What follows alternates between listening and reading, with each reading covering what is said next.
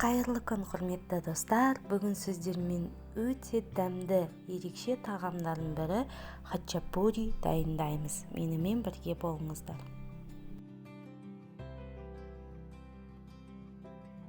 Ол үшін бізге қажетті заттар: тұз, ашытқы, дрожж, қант, ұн және де сұйық май, су және сүт қажет болады. Ең алдымен сүтіммен суымды араластырып, ыдысымызға құйып, оның үстінен ашытқымызды саламыз.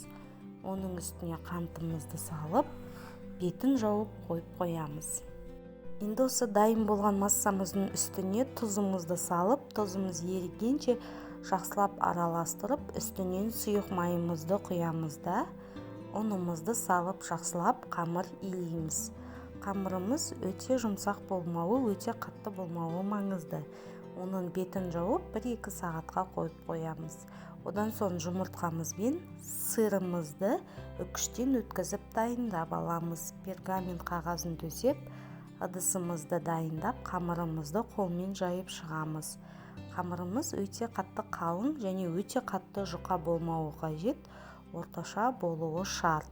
Және де 2 жаніне сырымызды салып шығамыз да, видеода көрсетілгендей қолымызбен қамырымызды орап шығамыз.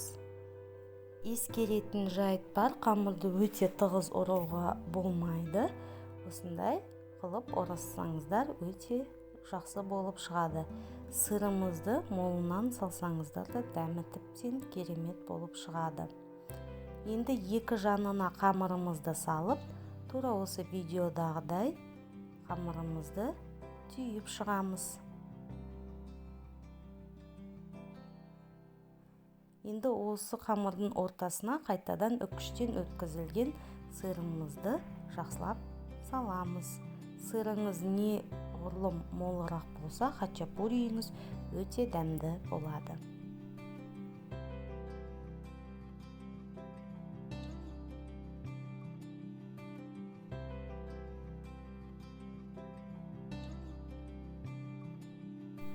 Менде 2 хачапури шықты.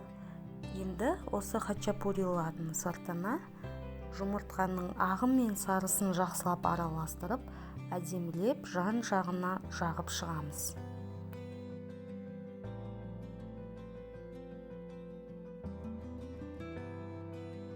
Одан соң хачапурийімізді қызып тұрған духовкамызға саламыз.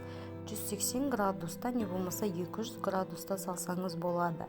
Одан соң пісіп қалған хачапурийімізді алып, жұмыртқамызды осылай ортасына бөліп, дәл видеода көрсетілгендей етіп жұмыртқамызды салып, қайтадан духовкаға 180 градуста 5 минутқа салып аламыз.